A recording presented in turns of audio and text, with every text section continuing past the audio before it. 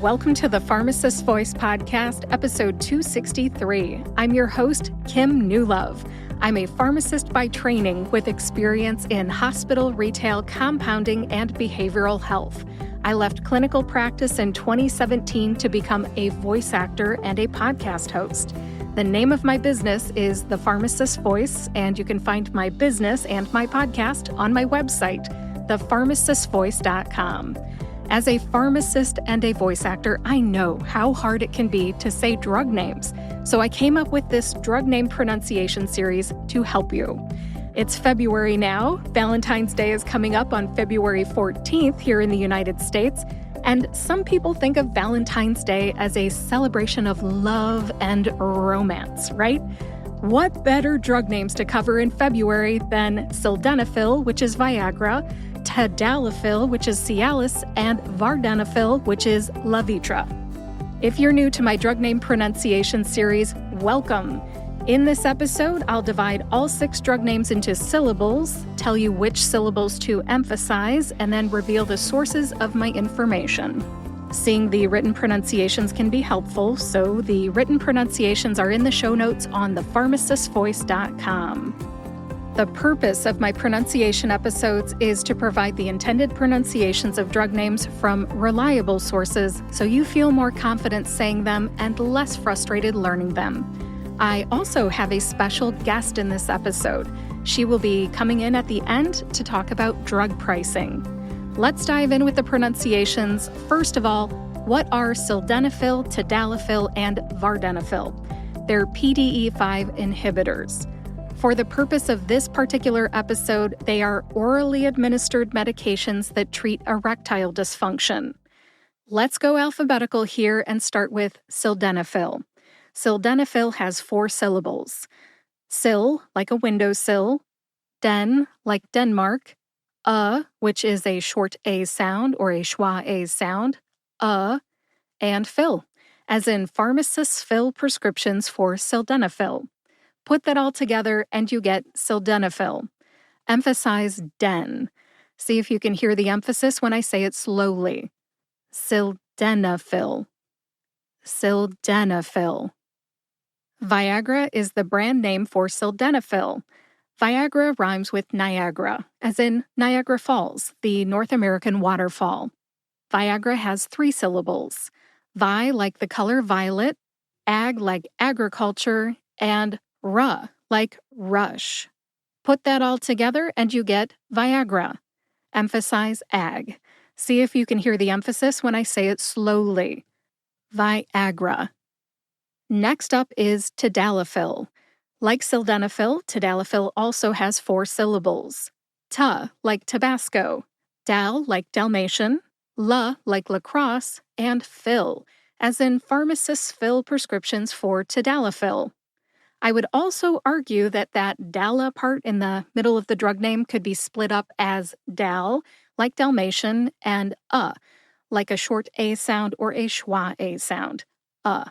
You're splitting hairs there, but I just wanted to stick in my 2 cents on that pronunciation. Either way you split it up, when you put it all together, you will get Tadalafil. Emphasize Dal. See if you can hear that emphasis when I say it slowly. Tadalafil. Tadalafil. The brand name for Tadalafil is Cialis. Cialis has 3 syllables. C, as in I'll go see if I have some Cialis on my shelf today. Al, as in alcohol. And lis, which rhymes with kiss. Put it all together and you get Cialis. Emphasize al. See if you can hear that emphasis when I say it slowly. Cialis. Cialis. The last generic drug name today is vardenafil. Like the other PDE-5 inhibitors in this episode, vardenafil also has 4 syllables. Var, like varnish. Den, like Denmark. Like the short A sound or a schwa A sound. And fill, as in pharmacists fill prescriptions for vardenafil. Put it all together and you get vardenafil. Emphasize den. See if you can hear that emphasis when I say it slowly. Vardenafil. Vardenafil. The brand name for vardenafil is Levitra. Like Viagra and Cialis, Levitra also has 3 syllables. La, like lacrosse, V, as in the letter V, and tra, like tradition. Put it all together and you get Levitra. Emphasize V. See if you can hear that emphasis when I say it slowly. Levitra. Levitra. That does it for all 6 drug name pronunciations. I'll say just a few words about my sources, then we'll move on.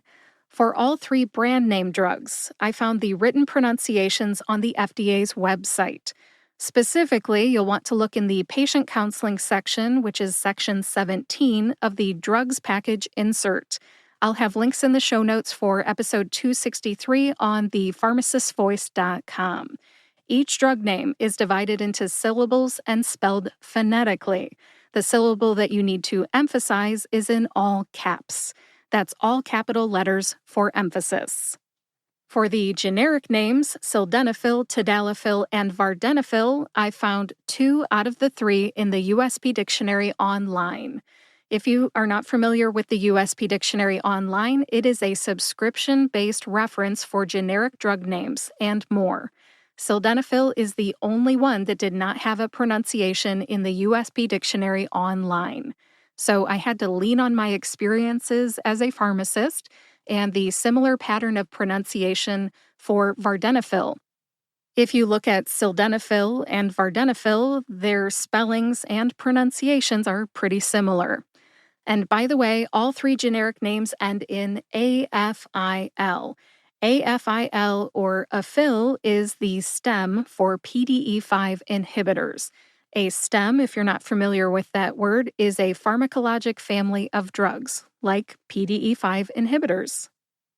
That does it for the sources of the pronunciations in this episode.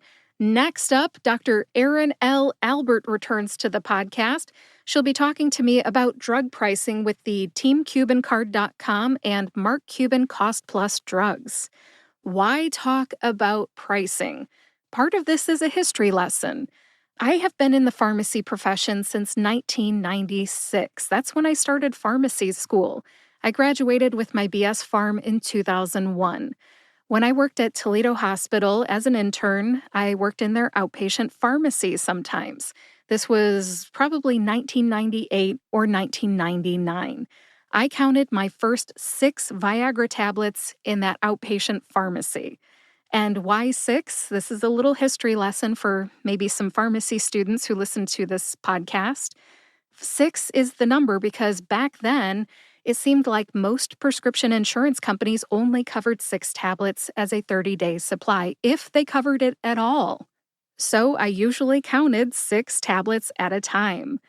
Patients generally paid out of pocket for 1 pill at a time if they did not have insurance coverage. It was a brand name pill. Viagra was at least $10 a tablet back then in the 90s. Depending on the pharmacy, the price may have been different. When I worked in community practice for Walgreens just a few years later, from 2002 to 2011, I still saw patients paying out of pocket for 1 or 2 tablets at a time. Insurances did not pay for these unless certain criteria were met, but paying out of pocket was worth it.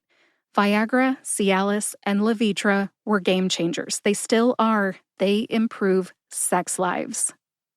The good news is that generic PDE-5 inhibitors are now on the market, and the uninsured or underinsured have found ways to lower their out-of-pocket costs. Here to talk about pricing for generic PDE-5 inhibitors is Dr. Erin L. Albert, a pharmacist and healthcare innovator who works for the Mark Cuban Cost Plus Drugs Company as Vice President of Pharmacy Relations. Without further ado, here's my conversation with Dr. Erin L. Albert. Erin, welcome back to the Pharmacist Voice podcast. Thanks, Kim. It's great to be back here.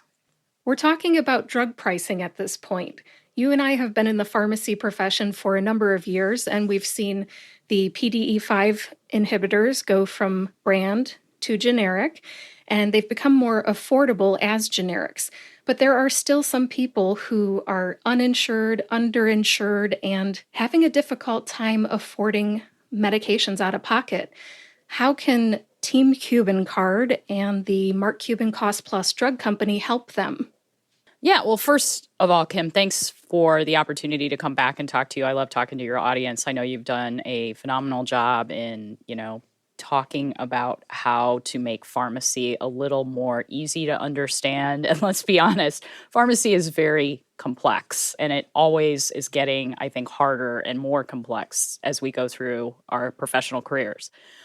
But that being said, I've been now at Mark Cuban Cost Plus Drug Company in April, it'll be 2 years. And really, I was hired right after we launched costplusdrugs.com, which is the most, I guess, accessible or most aware portion of our business with the direct to consumer mail order pharmacy partnership that we have there. Costplusdrugs.com was the first foray that we had into the mail order pharmacy space and is by far our largest channel right now for consumers who are underinsured and or just want to pay cash. I think particularly with this class of drugs coming from the pharmacy benefit space in the past, a lot of plan sponsors on self-funded plans will actually limit the number of tablets that you can get in a 30 or 90-day period for this particular class of drugs. So I think that's a unique opportunity and a point of discussion for looking beyond your pharmacy benefits, even if you are fortunate enough to have pharmacy benefits, if you need to acquire more quantity than what your pharmacy benefit manager allows per month or per period. So that being said, costplusdrugs.com was the first channel where we had pricing on the PDE-5 inhibitors. Obviously, sildenafil being probably the most well-known generic Viagra in the past. A 50 milligram dose, quantity number 30 of those tablets, which is the most common or most frequent dose for erectile dysfunction at costplusdrugs.com right now as we record this at $12.40.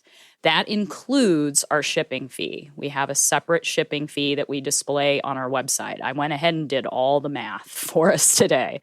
So $12.40 is a pretty reasonable price.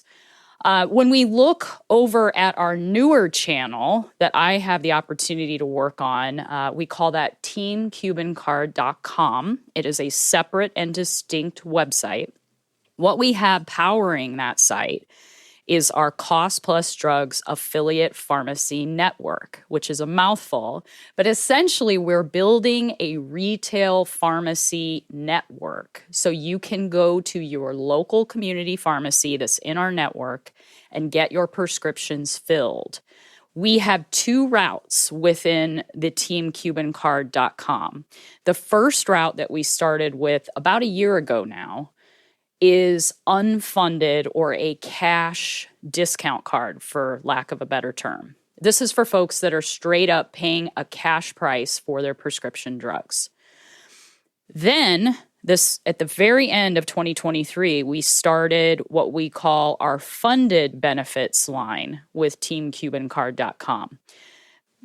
We kind of jokingly call it internally Project Alpo, and that Mr. Cuban himself says that we have to eat our own dog food.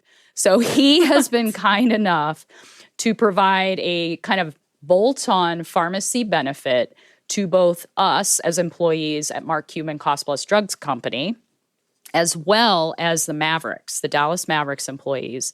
We both have separate and distinct funded Team Cuban cards that the bill goes directly to Mr. Cuban. We also enjoy a $0 copay with that. And our plan really all along was to get to that funded benefit option where we have fully transparent pricing. The self-funded employer can utilize us as a bolt-on benefit. And it's another option for, which in my opinion, I think is a good one. Not every drug is appropriate for the mail order channel, if we're being honest, right? I think it's a good one to know your local pharmacy and still work with your local pharmacist, but enjoy the benefits of lower and transparent pricing.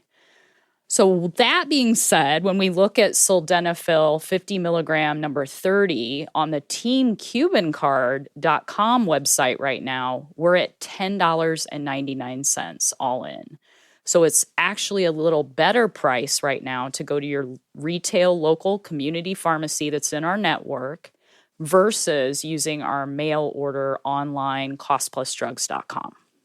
Thank you for sharing that. I'm kind of curious about something.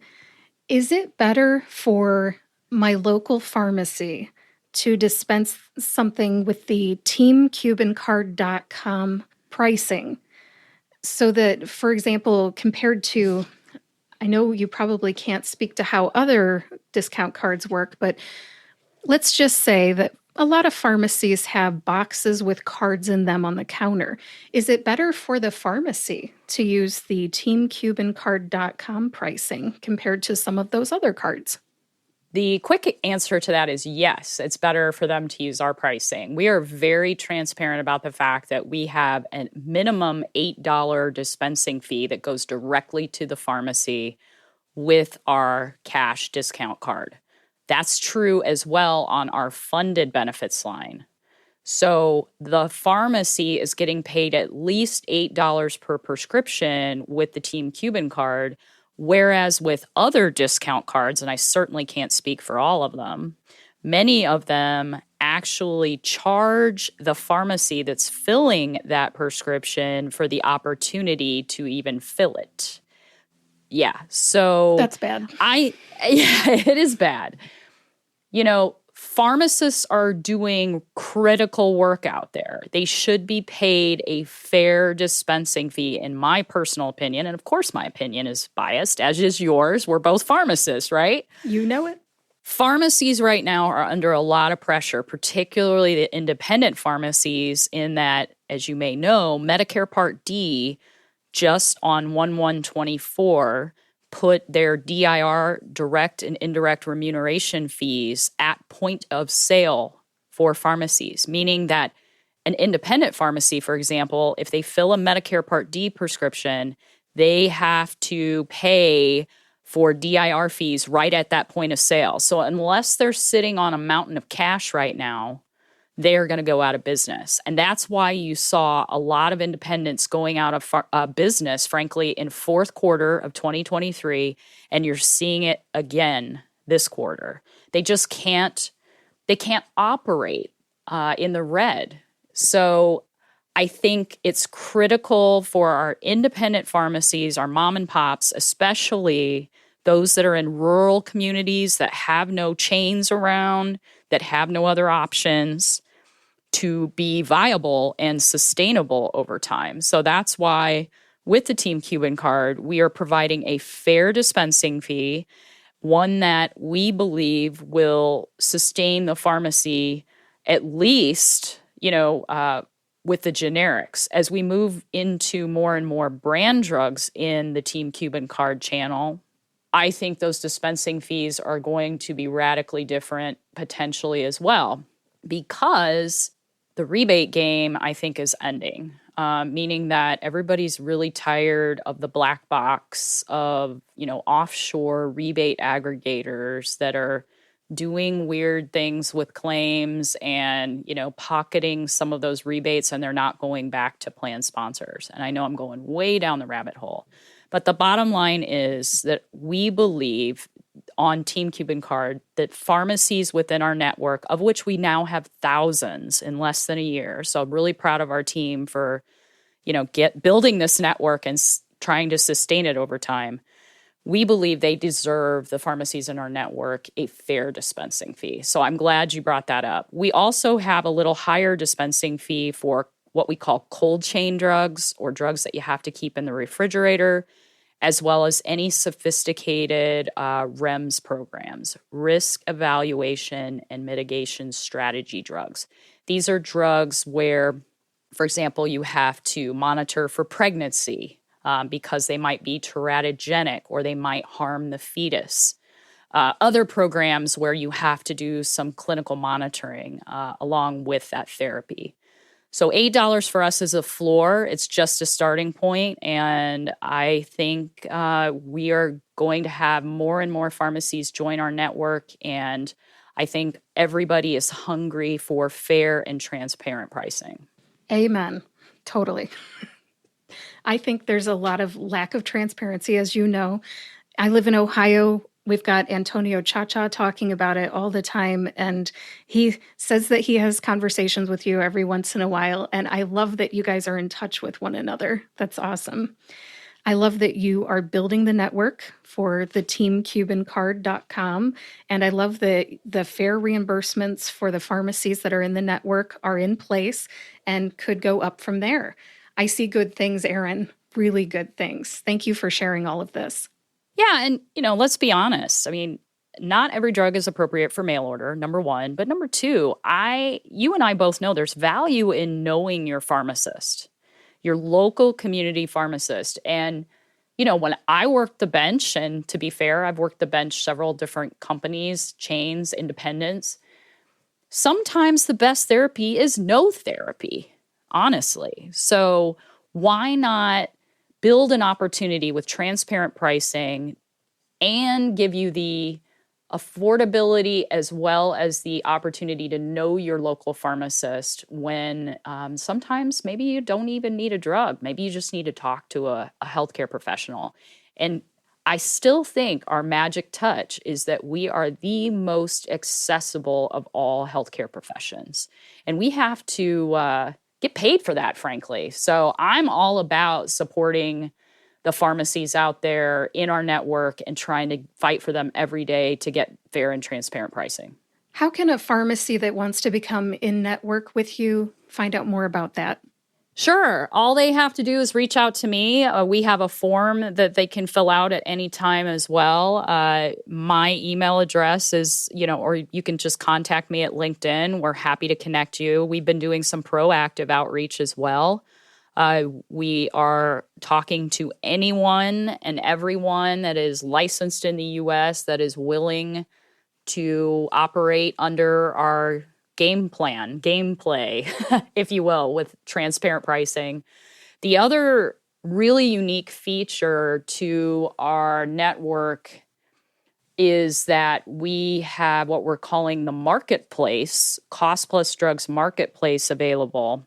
It was really important to me 2 falls ago when Mr. Cuban came to me and he said, I want you to build a network. I said, thank you for the opportunity, number one, Mr. Cuban. But secondly, I was very concerned about putting the pharmacies out of business with our actual acquisition costs, meaning that we have partnerships and we buy directly in many instances on costplusdrugs.com. But I wanted to make sure that we could secure that pricing for the pharmacies within our network as well on teamcubancard.com. So we've done that through our marketplace, and I always liken it, I guess it dates me, but I liken it to kind of the 80s shopping mall, where you'd go into the shopping mall and you've got all these different stores to choose from. With our marketplace, it's very similar in that the pharmacy that's licensed in the U.S., or for that matter, hospital or institution, can go into the marketplace and see a variety of vendors, a variety of stores there, be it, wholesalers, distributors, and or directly from manufacturers, pricing that they can get those drugs at our actual acquisition costs. That, to me, was the secret ingredient that had been missing with so many other networks. They just contract on quote-unquote maximum allowable cost lists or MAC lists. We don't use a MAC list. We use an actual acquisition cost, and then we back that up with the ability for our pharmacies in our network to buy at our costs. They're not drowning on our costs. That was a lot for me to take in. I am not involved in, any sort of community practice anymore. But for anybody who wants to learn more about that and get that good pricing for those individual drugs for their pharmacy, how do they learn more about that? Because we're on the Cost Plus Drugs portion of the business. Yeah, we just announced it last week, as a matter of fact, and we're recording this on the end of January. So you can go over at LinkedIn to the Mark Cuban costplusdrugs.com page or the company web portal. We've got postings over there. Mr. Cuban himself has been retweeting it the last couple of weeks. And I'm happy if you outreach to me as well to connect you with our vice president in charge of the marketplace and get you connected. Happy to do that. You do not need to be a member of our pharmacy network to access that pricing either. So if you're a hospital, institution, a provider's office that has specialty drugs or something that you need to get another option for in acquisition, feel free to reach out to me anytime on LinkedIn and we will get you connected. Great info, Erin. Thank you. This has been more than I bargained for. I thought we might just be talking a little bit about skimming the surface of pricing for erectile dysfunction drugs, but I'm so happy that I learned more about Cost Plus Drugs and the teamcubancard.com. I didn't know the difference completely, and I see there's a lot in it for the pharmacies and a lot in it for the patients as well. Anything else you want maybe an uninsured or underinsured individual to know about the patient side and ordering medications?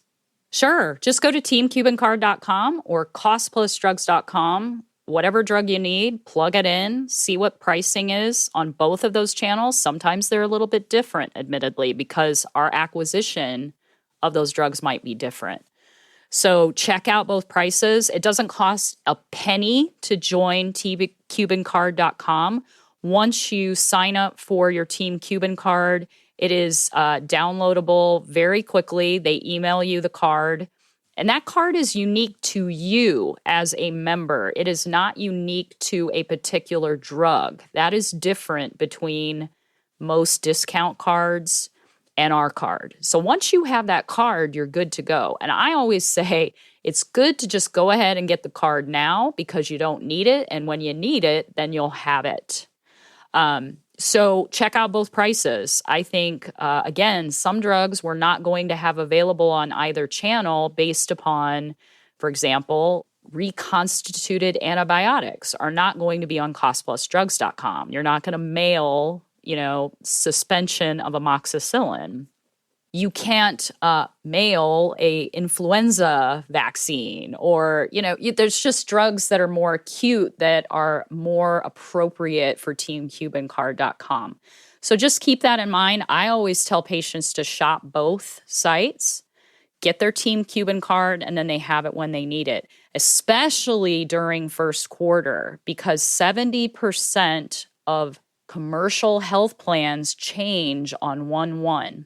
And 30% of those people that are fortunate enough to get healthcare insurance from their employers have what we call a high deductible health plan, meaning that they usually have to meet a certain multi-thousand-dollar deductible before their healthcare even kicks in.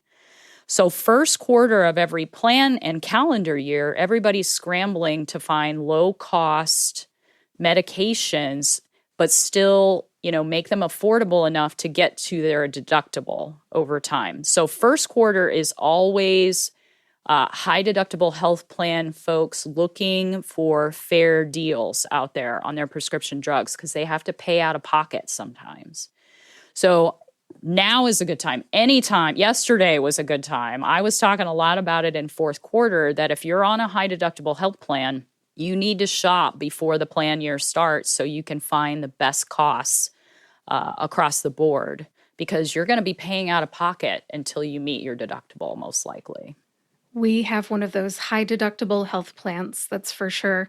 And I have asthma, I have inhalers, and I know I pay a pretty penny until my deductible is met and my copays kick in. Yeah, you're one of them. I mean, shop costplusdrugs.com, teamcubancard.com. You never know if you can get a good deal. We have, one of the first biosimilars called Usimri, adalimumab out there, and our cost on it is 80% under, what the innovator biologic was, which is Humira. folks that are on that biologic usually stay on it for the longer term based upon what use they use it for. So biologics are coming. There's we have several brands actually available as well on costplusdrugs.com. So I always invite folks to check out both sites, especially now during first quarter. So you're living that dream, so to speak. At least you got healthcare, lady. It's great. But I know. I can't complain. High deductible plans are tough. They're tough. True story. Yep. Especially with a family. I guess it's like a race towards $5,000 or whatever it is that we have to pay out of pocket. Ugh. Yeah. The sooner you get to that $5,000, then, the sooner the good copays kick in. That's right. Ugh. That's right. Absolutely. Yep. It's not good. Yeah. But yeah, again, I am very happy that I have healthcare insurance, not going to complain. Erin, is there anything else you would like to talk about before we wrap this up? No, just thank you again for the opportunity. We have a lot of exciting endeavors coming. We didn't even talk about our manufacturing facility in Dallas, Texas. We're in the middle of, all the paperwork and all the regulatory and all the quality stuff for making sterile fill finish drugs that are on FDA's drug shortages list. That's an incredible amount of paperwork, and our facility people are really working night and day, literally, to get that facility up and running.